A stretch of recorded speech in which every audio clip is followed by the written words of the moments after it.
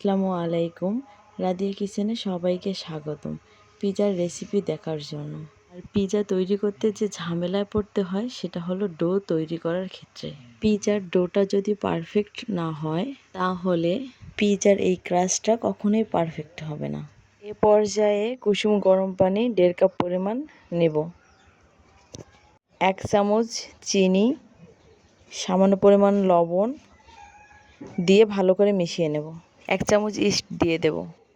সময় নিয়ে ভালো করে মিশিয়ে নিতে হবে যাতে ভালোভাবে পানির সাথে মিশে যায়। এ পর্যায়ে ভালো করে ঢেকে দিতে হবে। 30 মিনিটের জন্য রেস্টে রেখে দিতে হবে। 1 চামচ আদা রসুন দিয়ে দেব।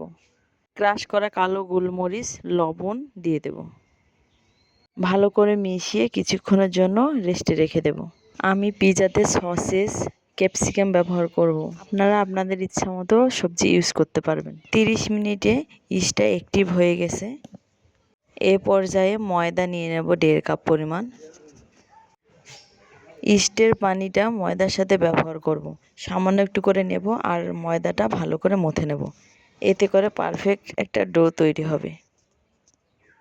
পারফেক্টভাবে পিজা তৈরি করার জন্য পারফেক্টভাবে ডোটা তৈরি করা খুবই প্রয়োজন।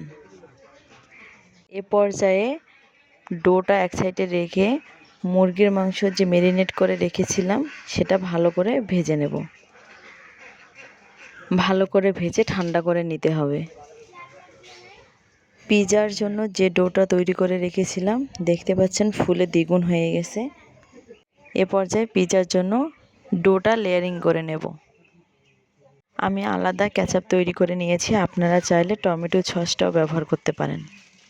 আমি একে একে সব সবজি সাজিয়ে দিয়ে দেব। 30 মিনিটের জন্য ওভেনে পিজাটা বেক করে নেব। আপনাদের ওভেনে কম বা বেশি সময় লাগতে পারে। দেখতেই পাচ্ছেন অনেক সুন্দর হয়েছে পিজাটা। আশা করি ভিডিওটা আপনাদের ভালো লাগবে। আল্লাহ হাফেজ।